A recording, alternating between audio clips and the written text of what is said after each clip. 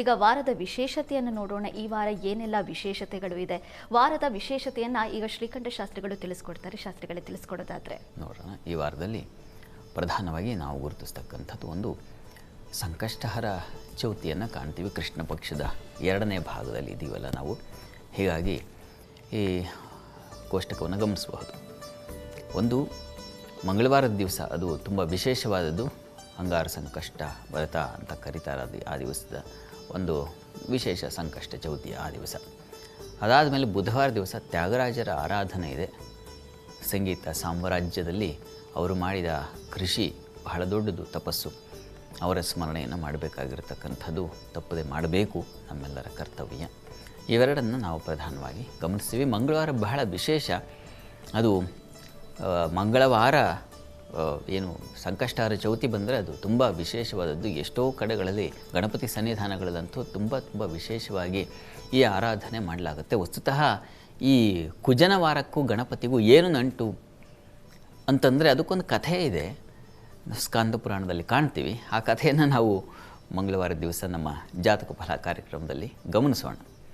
ಯಾಕಾಗಿ ಆ ವಾರಕ್ಕೆ ಅಷ್ಟು ಮಹತ್ವ ಬಂತು, ಯಾಕೆ ಮಂಗಳವಾರದ ಈ ಗಣಪತಿಯ ಆರಾಧನೆಗೆ ಅಷ್ಟು ಪ್ರಾಶಸ್ತ್ಯವಿದೆ ಅನ್ನೋದನ್ನು ಆ ದಿವಸ ನೋಡೋಣ. ಅಂಧಕಾಸುರನ ವಧೆ, ತನ್ನಿಮಿತ್ತ ನಿರ್ಮಾಣವಾಗಿರ್ತಕ್ಕಂಥ ಈ ಒಂದು ವ್ರತ, ಇದೆಲ್ಲವನ್ನು ನಾವು ಆ ದಿವಸ ಗಮನಿಸೋಣ. ಅಂತೂ ಈ ವಾರದಲ್ಲಿ ಈ 2 ವಿಶೇಷತೆ ನಾವು ಕಾಣ್ತೀವಿ. ಖಂಡಿತವಾಗ್ಲೂ ಶಾಸ್ತ್ರಿಗಳೇ, ವಾರದ ವಿಶೇಷತೆ ನೋಡಿದ್ವಿ. ಈಗ ನಮ್ಮ ಜೊತೆ ಒಬ್ರು ಕಾಲರ್ ಇದ್ದಾರೆ. ಬೆಂಗಳೂರಿನಿಂದ ಲಕ್ಷ್ಮಿ ಅವರು ಕರೆ ಮಾಡಿದ್ದಾರೆ. ನಮಸ್ಕಾರ ಲಕ್ಷ್ಮಿ ಅವರೇ. ನಮಸ್ತೆ ಮೇಡಮ್. ಯಾರ ಬಗ್ಗೆ ಕೇಳಬೇಕಿತ್ತು? ನಾನು ನಮ್ಮ ಮನೆಯವ್ರ ಬಗ್ಗೆ ಕೇಳಬೇಕಾಗಿತ್ತು. ಓಕೆ, ಅವರ ಡೇಟ್ ಆಫ್ ಬರ್ತ್ ಅನ್ನ ತಿಳಿಸಿ. ಮೇಡಮ್ 18/4/1979. 18/4/1979. 8 ಗಂಟೆಗೆ ಮೇಡಮ್. ಇನ್ನೊಂದ್ಸಲ ಹೇಳಿ ಅಮ್ಮ.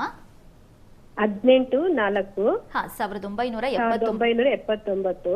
ಓಕೆ, ಬುಧವಾರ ರಾತ್ರಿ 7:30 8 ಗಂಟೆ ಒಳಗಡೆ ಮೇಡಮ್. ರಾತ್ರಿ 7:30 8:30 ಒಳಗಡೆ. ಹಾ, ಓಕೆ. ಏನ್ ಪ್ರಶ್ನೆ ಕೇಳಬೇಕಿತ್ತು? ನಮ್ಮ ಮನೆಯವ್ರ ಆರೋಗ್ಯ ಮತ್ತೆ ಮನೆ ಕಟ್ಟೋದ್ರ ಬಗ್ಗೆ ಕೇಳಬೇಕಾಯ್ತು ಮೇಡಮ್. ಓಕೆ, ಶಾಸ್ತ್ರಿಗಳಿದ್ದಾರೆ, ಮಾತಾಡಿ. ಲಕ್ಷ್ಮಿ ಅವರೇ ನಮಸ್ಕಾರ. ಜೈ ಶ್ರೀರಾಮ್ ಗುರುಗಳೇ, ನಮಸ್ತೆ. ಹೊಸ ವರ್ಷದ ಆರ್ಥಿಕ ಶುಭಾಶಯಗಳು. ತಮಗೂ. ನಿಮ್ ಕಾರ್ಯಕ್ರಮ ತುಂಬಾ ಚೆನ್ನಾಗಿ ಮೂಡ್ ಬರ್ತಾ ಇದೆ, ಸಂತೋಷ. ನನ್ಗೆ ನಮ್ಮ ಮನೆಯವ್ರ ಬಗ್ಗೆ ಆರೋಗ್ಯದ ಬಗ್ಗೆ ಕೇಳ್ಬೇಕಾಗಿತ್ತು, ಮತ್ತೆ ಅವ್ರ ಮನೆ ಕಟ್ತಾರ ಮತ್ತೆ ಕಟ್ಟಿರೋ ಮನೆ ಇವನ್ನ ತಿಳ್ಕೊಬೇಕಾಯ್ತು. ಸರಿ ಆಯಿತು. ನಿಮ್ಮ ಒಂದು ಒಳ್ಳೆಯ ಪ್ರಶ್ನೆ, ಆ ಪ್ರಶ್ನೆಗೆ ಉತ್ತರ ಕೊಡೋಣ. ಆರೋಗ್ಯದ ಬಗ್ಗೆ ಮೊದಲಿಗೆ ಗಮನಿಸೋಣ. ನೋಡಿ, ಇದು ತುಲಾ ಲಗ್ನ ಇವರದು. ಲಗ್ನದ ಅಧಿಪತಿ ಶುಕ್ರ ಉಚ್ಚಸ್ಥಾನದಲ್ಲಿದ್ದಾನೆ, ಆದರೆ ಅದು ಷಷ್ಠ 6ನೇ ಮನೆ ಆಯಿತು. ಈಗ ಪ್ರಸ್ತುತ ನಡೀತಾ ಇರತಕ್ಕಂಥದ್ದು ರಾಹುದಶೆಯಲ್ಲಿ ಇವರಿಗೆ ಶುಕ್ರನ ಕಾಲ ನಡೀತಾ ಇದೆ. ಶುಕ್ರನ ಸಂಚಾರ ಈಗ ಅಟ್ ಪ್ರೆಸೆಂಟ್ ಎಲ್ಲಿದೆಯಪ್ಪ ಅಂದರೆ ಗುರುವಿನ ಮನೆಯಲ್ಲಿದೆ. ನೋಡಿ, ನಾಳೆ ಇನ್ನೇನು ಸಂಕ್ರಾಂತಿ ಬರ್ತಾ ಇದೆ, ಮುಂದಿನ ಇನ್ನು 10 ದಿನಗಳಿಗೆ. ಸಂಕ್ರಾಂತಿ ನಂತರದಲ್ಲಿ ತುಂಬ ಚೆನ್ನಾಗಿದೆ. ಸದ್ಯಕ್ಕೇನು ಅಂಥ ಪ್ರಮಾದ ತೋರ್ತಾ ಇಲ್ಲ ಆರೋಗ್ಯದ ವಿಚಾರದಲ್ಲಿ, ಹೀಗಾಗಿ ಆತಂಕ ಬೇಡ. ಗೃಹ ನಿರ್ಮಾಣದ ವಿಚಾರದಲ್ಲಿ ಕೇಳಿದ್ರಿ, ಅವಕಾಶ ಇದೆ. ಹೀಗಾಗಿ ನೀವು ಇದೇ ಸಂಕ್ರಾಂತಿ ನಂತರದಲ್ಲಿ ಪ್ರಯತ್ನ ಪಟ್ಟರೆ ಪ್ರಯತ್ನಕ್ಕೆ ಅವಕಾಶ ಉಂಟಾಗುತ್ತೆ ಅನ್ನೋದನ್ನು ಹೇಳ್ತಾ ಇದೆ. ಗ್ರಹ ಸ್ಥಿತಿ ತುಂಬ ಚೆನ್ನಾಗಿದೆ, ಹೀಗಾಗಿ ಒಳ್ಳೆಯ ಗ್ರಹದ ಸಮಯದಲ್ಲಿ ನಮಗೆ ಇವೆಲ್ಲ ಶುಭ ಏನು ಫಲಗಳು ಏರ್ಪಾಡಾಗುತ್ತೆ. ಹೀಗಾಗಿ ಪ್ರಯತ್ನ ಮಾಡಬಹುದು. ಇವರೇ ಪ್ರಯತ್ನಕ್ಕೆ ಫಲ ಅಂತೂ ಸಿಗುತ್ತೆ ಅನ್ನೋದನ್ನು ಇವರ ಜಾತಕ ಹೇಳ್ತಾ ಇದೆ. ಚೆನ್ನಾಗಿದೆ. ಮತ್ತು ಗುರುದೃಷ್ಟಿ ಚತುರ್ಥಕ್ಕಿರ್ತಕ್ಕಂಥದ್ದು ತುಂಬ ಒಳ್ಳೆಯದು, ಚೆನ್ನಾಗಿದೆ, ಒಳ್ಳೆಯದಾಗಲಿ. ಧನ್ಯವಾದಗಳು ಲಕ್ಷ್ಮಿ ಅವರೇ. ಈಗ ನಮ್ಮ ಜೊತೆ ಮತ್ತೊಬ್ರು ಕಾಲರ್ ರೆಡಿ ಇದ್ದಾರೆ. ತಿಪ್ಟೂರಿನಿಂದ ರಾಜೇಶ್ವರಿ ಅವರು ಕರೆ ಮಾಡಿದ್ದಾರೆ. ನಮಸ್ಕಾರ ರಾಜೇಶ್ವರಿ ಅವರೇ. ಕೇಳಿಸ್ತಾ ಇದೆಯಾ? ಹಾ ಮೇಡಮ್. ಓಕೆ, ಯಾರ ಬಗ್ಗೆ ಕೇಳಬೇಕಿತ್ತು? ಮಗಳ ಬಗ್ಗೆ ಮೇಡಮ್, ಮಗಳ ಬಗ್ಗೆ. ಓಕೆ, ಅವರ ಡೇಟ್ ಆಫ್ ಬರ್ತ್ ಅನ್ನ ಹೇಳಿ. 19 ಹಾ 19/12 19/12 2002. 2002. ಸಮಯ ಬೆಳಗ್ಗೆ 7:10 ಮೇಡಮ್. ಬೆಳಗ್ಗೆ 7:10. ಏನ್ ಪ್ರಶ್ನೆ ಇತ್ತು? ಮೇಡಮ್, ಅವಳು ಮದ್ವೆ ಬಗ್ಗೆ ಮತ್ತೆ ಜಾಬಿನ ಬಗ್ಗೆ ಕೇಳಬೇಕಿತ್ತು ಮೇಡಮ್. ಓಕೆ, ಶಾಸ್ತ್ರಿಗಳಿದ್ದಾರೆ, ಮಾತಾಡಿ. ರಾಜೇಶ್ವರಿ ಅವರೇ ನಮಸ್ಕಾರ. ಸರ್ ನಮಸ್ತೆ ಸರ್. ನಿಮ್ ಪ್ರೋಗ್ರಾಮ್ ತುಂಬಾ ಚೆನ್ನಾಗಿ ಮೂಡಿ ಬರುತ್ತೆ. ಮತ್ತೆ ಇದು 2ನೇ ಸಲ ಕಾಲ್ ಸಿಕ್ಕಿರೋದು ಸರ್ ನನಗೆ. ಹೌದಾ, ತುಂಬಾ ಸಂತೋಷ. ಮತ್ತೊಂದ್ಸಲ ಮಾತಾಡ ಹೋಗಾಯ್ತಲ್ಲ. ಹೌದು ಸರ್, ಹೌದು.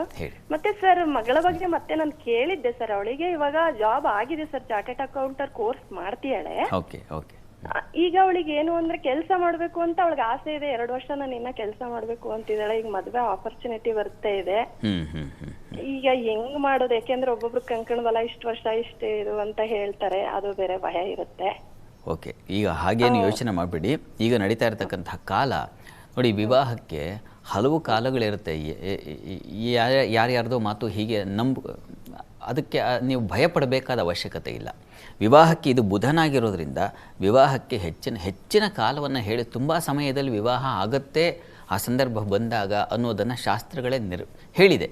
ಶುಕ್ರಸ್ತಪೋವಾ ತನುನಾಥ ಭಾಂಶ ತ್ರಿಕೋಣಮಾಯಾತಿ ತದಾ ವಿವಾಹ ಅಂತ ಇನ್ನೂ ಹಲವು ಸೂತ್ರಗಳ ಪ್ರಕಾರ ಹಲವು ಬಗೆಗಳಲ್ಲಿ ನಿರ್ಮಾಣ ಆಗುತ್ತೆ ವಿವಾಹಕ್ಕೆ. ಹೀಗಾಗಿ ಆತಂಕ ಬೇಡ. ಈಗೇನಪ್ಪ, ಜೂನ್ವರೆಗೆ ಗುರುಬಲ ಚೆನ್ನಾಗಿದೆ.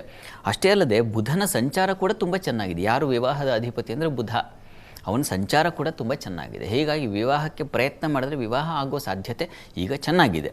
ಆದರೆ ಒಂದು ತೊಡಕಿದೆ, ಶನಿಶ್ಚರ ಸಪ್ತಮದಲ್ಲಿದ್ದರೆ ಅದು ಕಲತ್ರ ಸ್ಥಾನದಲ್ಲಿ ಪಾಪಗ್ರಹ ಇದ್ದರೆ ಕಲತ್ರಭೇ ಪಾಪಯುತೇಥ ದೃಷ್ಟೇ ಕಲತ್ರ ಹಾನಿಮ್ ಅಂತ ಒಂದು ಮಾತಿದೆ. ಹೀಗಾಗಿ ಆ ವಿವಾಹ ಸ್ಥಾನದ ಪಾಪಗ್ರಹ ಅಂದರೆ ಶನಿಶ್ಚರ, ಅವನ ಒಂದು ಶಾಂತಿ ಮಾಡಿಸಿ ಪ್ರಯತ್ನ ಮುಂದುವರಿಸಿದ್ರೆ ತುಂಬ ಒಳ್ಳೆಯದು. ಚೆನ್ನಾಗಿದೆ. ಕರ್ಮಾಧಿಪತಿ ಸಪ್ತಮಾಧಿಪತಿ ಲಗ್ನದಲ್ಲೇ ಇರತಕ್ಕಂಥದ್ದು ತುಂಬ ಒಳ್ಳೆಯದು. ಇದೆಲ್ಲ ಒಳ್ಳೆಯ ಫಲವನ್ನು ಕೊಡುತ್ತೆ. ಮತ್ತು ಗುರುವು ಚೆನ್ನಾಗಿದ್ದಾನೆ. ಹೀಗಾಗಿ ಆತಂಕ ಬೇಡ. ಈಗ ಕಾಲ ತುಂಬ ಚೆನ್ನಾಗಿದೆ. ಪ್ರಯತ್ನ ಪಟ್ಟರೆ ವಿವಾಹ ಸಾಧ್ಯತೆ ಚೆನ್ನಾಗಿದೆ, ಆಗಬಹುದು. ಈಗ ಶನಿಶ್ಚರ ಶಾಂತಿ ಒಂದು ಮಾಡಿಸಿ ದಯವಿಟ್ಟು ಒಳ್ಳೆಯದಾಗಲಿ.